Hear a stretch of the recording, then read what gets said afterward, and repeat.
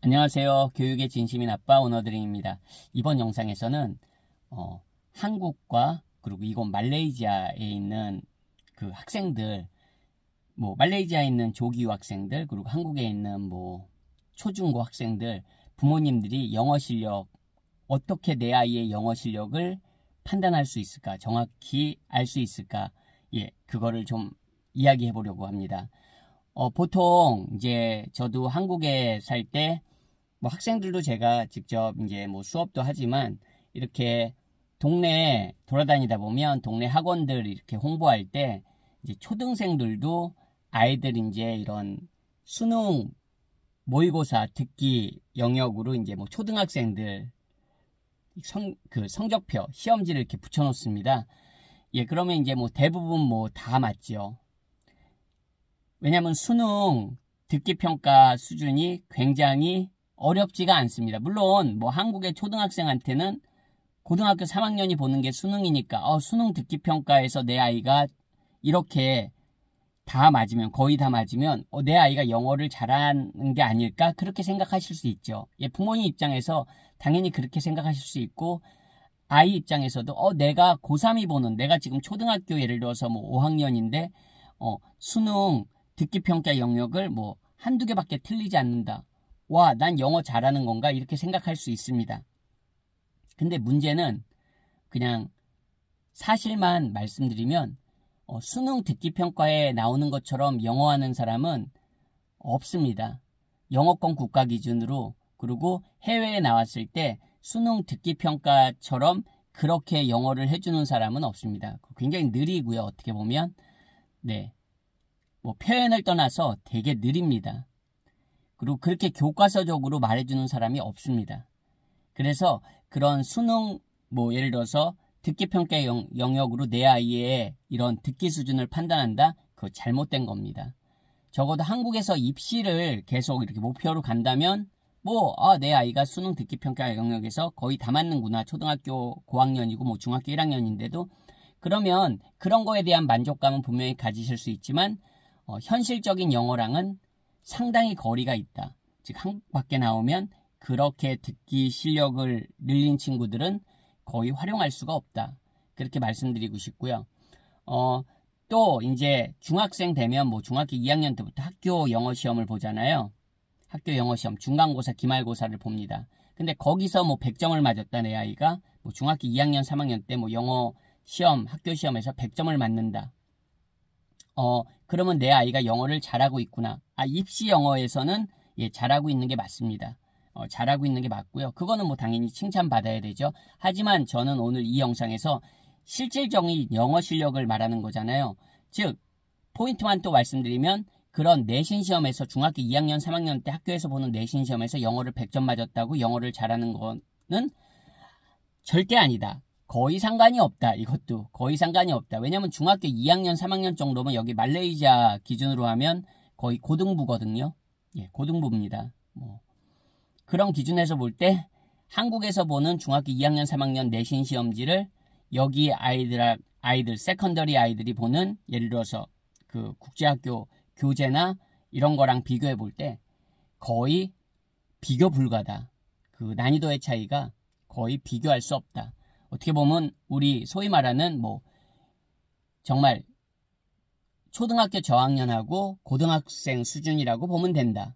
어떻게 보면 그 이상도 될 수 있다. 그러니까 그걸로 아이의 영어의 실력을 내 아이가 잘한다. 이렇게 생각하시면 그거는 적어도 큰 착각일 수 있습니다.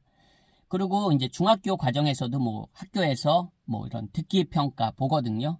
그거는 어떻게 보면 수능 영역의 듣기 평가보다 더 쉬우면 쉽겠죠. 그러니까 그런 거 잘 성적 받았다고 해서 내 아이가 영어 듣기가 되는 건 절대 아니다. 그리고 이제 중학생들도 어떻게 보면 한국에서는 고등부 수능 모의고사, 수능 영어 공부하잖아요.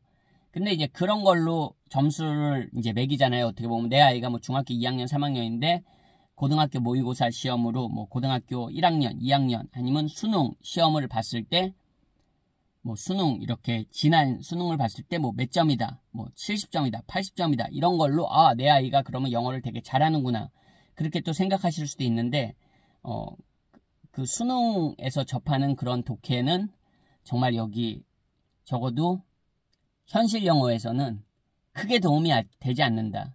정말 그냥 팩트로 말씀드리면 크게 도움이 되지 않는다. 네, 거의 도움이 되지 않는다. 크게가 아니라 거의 도움이 되지 않는다. 현실 영어랑은 굉장히 괴리감 있는 영어를 배우는 거다. 그렇게 또 말씀드릴 수 있습니다. 물론 뭐 수능 성적이 수능 영어에서 뭐 절대평가지만 1등급 받으면 당연히 입시에선 큰 힘이 되겠죠. 그거는 뭐 당연한 겁니다. 그런 거를 폄하하자는 게 아니라 그냥 영어 실력과 실제 영어 실력과 이제 그런 괴리감을 한번 명확하게 말씀드리고 싶었던 거고요. 여기 참고로 말레이시아 그러면 조교학 나오고 여기 국제학교 다니면 그럼 그런 아이들의 영어 실력은 또 어떻게 측정할 수 있나? 궁금하시잖아요. 부모님이 영어를 아주 잘하신다면 내 아이의 영어를 객관적으로 판단할 수 있지만 솔직히 저도 뭐 캐나다 이민 생활도 하고 이건 말레이시아에 나와 있지만 부모님이 내 아이의 영어를 객관적으로 본다는 게 솔직히 참 어렵습니다. 일단 내 자식이기 때문에 객관적으로 보는 게 기본적으로 어렵고요. 그리고 이제 아이들의 그 학년이 뭐 다 유치원, 초등학교 저학년은 아니잖아요. 초등학교 뭐 고학년 아니면 여기서는 뭐 세컨더리 이제 중고등부 가게 되면 아이의 영어 실력을 판단하기가 이 부모님이 그런 역량이 안 되세요. 현실적으로 그렇게 부모님이 영어를 잘 하시는 분들이 많지 않습니다. 실질적으로. 그렇기 때문에 내 아이의 영어 실력을 측정할 수가 없습니다. 그러니까 이제 뭐 한국에서도 마찬가지고 어떤 공인 영어 시험을 뭐 아이들이 토익 시험을 보는 경우도 있고요. 뭐 토플 공부를 하니까 토플 시험을 보는 경우도 있고 예전엔 오히려 많았는데 요즘은 이제 그런 학교 영어 성적이 중시되면서 이제 그런 거는 조금 뒷전으로 밀린 것 같은데 뭐 그런 게 좋은 방법은 아닙니다. 솔직히 초등학생이 중학생이 토익 토플을 볼 이유가 없죠. 시험을 볼 이유가 없죠. 토플이라는 시험조차도 뭡니까 여러분? 이제 고등학교 졸업하고 영어권 국가나 영어로 진행되는 그런 대학 과정의 프로그램을 영어가 모국어가 아닌 학생들이 들을 수 있는 영어 능력을 검정하는 게 어떻게 보면 토플 시험이잖아요. 그렇기 때문에 초등학교 중학생 학생들이 뭐 이런 토익 토플을 볼 이유가 없는 거죠. 애초에. 애초에 그런 걸 공부할 이유도 없고 그런 걸 볼 이유도 없는 겁니다. 그러다 보니까 뭔가 검증할 수 있는 게 없어요. 부모님이 영어도 그렇게 아이의 영어를 판단할 수 있는 그런 영어 실력도 안 되시고 그런 시험도 참 애매하고요. 그러니까 이제 보통 뭐 한국에서 일반적으로 말하는 뭐 리딩 지수 이런 거 있습니다. 이름들은 아주 다르지만 뭐 내 아이가 지금 리딩 이 지수에서 뭐 몇 레벨을 읽습니다. 몇 레벨을 읽습니다. 학원에서도 이제 그렇게 말해주죠. 근데 솔직히 그것도 되게 애매한 게요. 예를 들어서 내 아이가 중학생인데 한국에서 해리포터 소설을 다 읽은 친구들도 많습니다. 영어 원서로도요. 근데 그 해리포터 책을 다 읽었다는 게 그 아이가 그 해리포터 책을 다 영어로서 인지한 건 아니라는 걸 부모님이 아셔야 되는 겁니다. 왜냐면 해리포터라는 건 영어로도 뭐 영어를 떠나서 일단 한국어로 된 책들도 읽었을 수도 있고요. 그리고 영화 같은 걸로도 어렸을 때 많이 접했을 수도 있고요.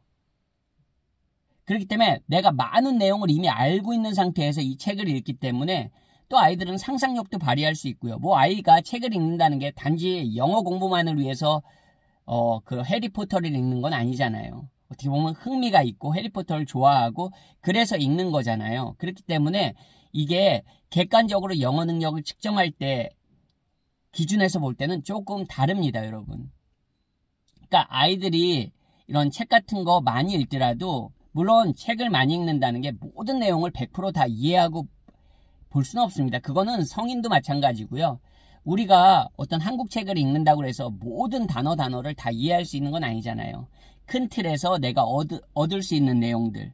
이제 뭐 내가 정보를 얻기 위해서 독서를 하는 거면 정보를 얻으면 되는 거고요. 내가 흥미 위주로 읽는 거라면 그 책을 읽어서 즐거움을 얻으면 되는 거니까 어떻게 보면 약간 좀 애매하긴 하지만 내 아이가 단지 오늘은 영어 실력, 내 아이의 영어 실력을 솔직히 알고 싶잖아요, 부모님이. 그런 기준에서만 말씀드리면 내 아이가 단지 해리포터 책을 다 읽었다고 해서 내 아이가 그 정도의 영어 실력이 되는지는 부모님이 그렇게 생각 안 하시는 게 오히려 좋습니다. 이 아이가 뭐 해외에서 오래 생활했거나 그렇다면 또 모르겠지만 심지어 여기 말레이시아에 나와 있는 친구들 중에서도 그렇습니다.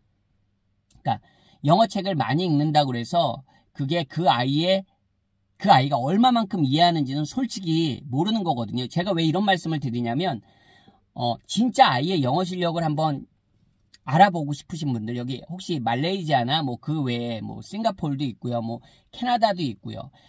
많은 이제 조기유학 나가 있는 친구들이 있잖아요. 뭐 이민자들도 있겠고요. 예. 정말로 내 아이의 영어 실력을 명확하게 한번 판단해 보고 싶다. 그러면 이 방법을 한번 제가 추천해 보고 싶습니다. 이 소설책을 한 권 다 읽게 할 수는 없잖아요. 그리고 뭐 소설을 해서 몇 페이지만 읽게 하는 건 조금 애매하기도 하고요.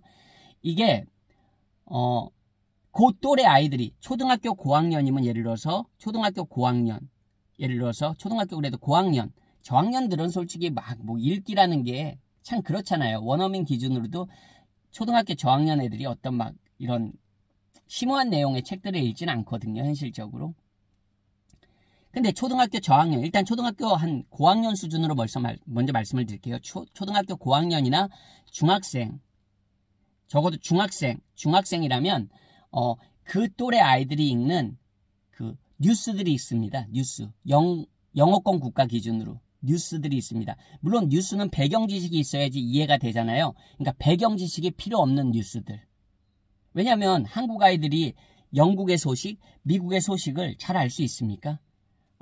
그거는 힘들잖아요. 배경 지식은 없는 게 당연한 거잖아요. 그럼 배경 지식 때문에 이해를 못하는 건 조금 그렇잖아요. 그러니까 배경 지식이 필요 없는 보편적인 뉴스.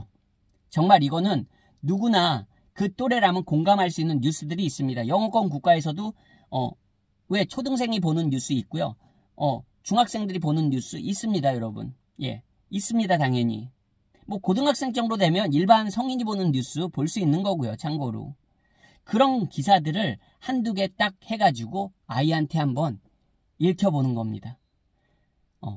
그리고 아이가 얼마나 이해했는지 우리 팩트 체크라고 하죠. 확인해 보는 겁니다. 그러면 아이가 얼마나 정말 정확하게 어떤 글을, 보통 뭐 기사라면 A4 용지로 해가지고 뭐 한 장 분량 아니겠습니까? 그럼 기사 토픽에 따라 아이가 적응력이 다를 수 있으니까 한 두세 개 정도? 아니면 세네 개 정도?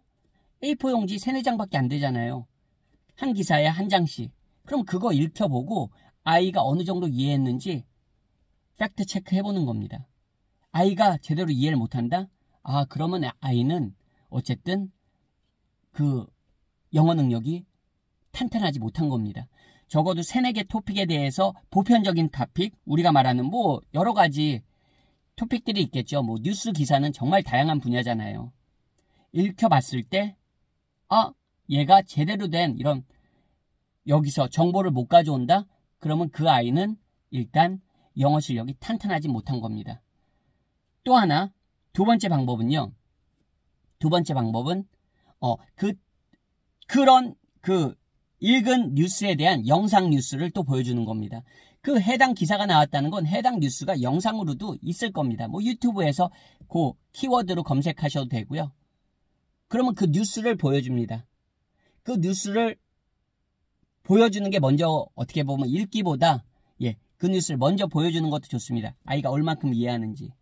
보편적인 토픽입니다. 어떤 특정 주제가 아닙니다. 예를 들어서 뭐 미국의 정치, 아이들이 미국의 정치에 대해서 어떻게 알겠습니까? 미국 아이들도 잘 모릅니다. 뭐 미국의 비즈니스, 경제 상황, 중학교, 초등학생 어떻게 알겠습니까? 그런 걸 얘기하는 게 아닙니다. 그냥 보편적인 우리가 그 또래 아이라면 이해할 수 있는 뉴스들이 있습니다. 당연히. 계속 말씀드리지만 그런 걸 봤을 때 아이가 듣고 딴소리 한다. 한 두 번 정도, 세 번까지 들려주셔도 좋습니다. 똑같은 뉴스를. 그림만 보고 이해하는 아이들은 딱 티가 납니다. 왜냐하면 뉴스가 영상이니까 그림만 보고 이해하는 아이들은 티가 딱 난다고요. 그리고 내용을 제대로 이해를 못한다? 뭐 이렇게 정확한 뭐 시간이나 뭐 이런 거는 틀릴 수도 있겠죠. 왜냐면 우리도 친구랑 얘기할 때도 우리말로 얘기할 때도 약속 시간 잡고 친구가 되묻는 경우도 있고 다시 뭐 확인하는 경우도 있잖아요. 그런 아주 디테일한 그런 거를 말씀드리는 게 아닙니다. 지금 전체적인 내용 3번 정도 들었는데 전체적인 내용을 모른다. 요약을 못한다. 그러면 그거 뭡니까? 그 아이는 영어 실력이 탄탄하지 못한 겁니다, 여러분. 특히 말레이시아 조교학 나오시고 국제학교 보내시는 분들은 그런 식으로 자꾸만 주기적으로 확인해 보셔야 됩니다. 그냥 내가 얘를 국제학교에 보내고 있으니까 그냥 잘하겠지. 뭐 친구랑 그래도 얘가 영어도 해, 친구랑 막. 예? 근데 여기 말레이시아 친구들이 원어민은 아니잖아요, 솔직히. 뭐 우리 말하는 미국인, 영국인, 예? 뭐 캐나다인, 호주인. 물론 친구 중에 뭐 같은 학교 친구 중에 원어민 친구들도 있는 친구들이 있겠죠, 당연히. 예, 학교별로 원어민이 많은, 우리가 말하는 네이티브들이, 그런 영어권 국가 학생들이 많은 학교도 분명히 있겠죠. 하지만 보통 말레이시아는 로컬 학생들이 대부분이거든요. 심지어 이제 탑급 학교들도 많이 그렇습니다. 그렇기 때문에 내 아이의 영어 실력을 적어도 객관적으로 자꾸만 체크하시려고 노력하셔야지, 이게 시간이 그냥 여기 왔으니까 되겠지 하고 몇 년간 지나다 보면요, 나중에 감당이 안 됩니다, 여러분. 나중에 중학교 고학년 됐는데 내 아이의 영어 실력이 이건 아닌 것 같아, 이제 확인했는데. 그럼 어떻게 할 겁니까, 여러분? 그때 가서 뭐 발등에 불 떨어졌으니까 그때 가서 그때는 솔직히 여러분, 나이가 중학교 고학년만 돼도 외국어 습득이 그렇게 쉽지 않습니다. 엄청나게 노력해야 됩니다. 성인보다야 쉽겠지만 뭐 15, 중학교 고학년만 되면 한국 나이로도 14, 15, 16 되지 않습니까? 어렵습니다, 여러분. 정말 학생이 엄청나게 노력하지 않으면 어렵다고요. 그러니까 여러분, 미리부터 체크해 주셔야 됩니다. 그리고 초등학교 저학년들은 그럼 어떻게 확인할 수 있냐? 초등학교 저학년들은 그 또래들이 보는 만화 영화나 이런 쇼들 있잖아요. 예, 프로그램들, 영어권 국가에서, 보편적으로 모든 영어권 국가에서 학생들이 보는, 예를 들어서 여러분 디즈니 채널 같은데 나오는 이런, 예, 그런 쇼들, 꼬마 애들 보는 쇼들, 그런 거 보여주면 됩니다. 그런 거 보여주고 아이가 얼마나 이해하는지, 제대로 이해를 못하고 있으면 아이는 뭡니까? 영어가 어쨌든 탄탄하지 못한 겁니다, 여러분. 근데 적어도 해외에 나오신 분들은 그만큼 시간과 노력을 투자하는 거잖아요, 여러분. 그러면 적어도 영어는 기본으로 잘 베이스가 돼 있어야지 그 다음 스텝을 정말로 아이나 부모님이 원하시는 방향으로 그렇게 잘 갈 수 있습니다, 여러분. 그래서 이번 영상에서는 한번 그렇게 내 아이의 영어 실력 어떻게 판단할 수 있을까 이야기를 한번 해봤습니다. 오늘 영상도 시청해주셔서 감사드리고요. 저는 또 다음번 영상에서 인사드리겠습니다. 안녕히 계세요.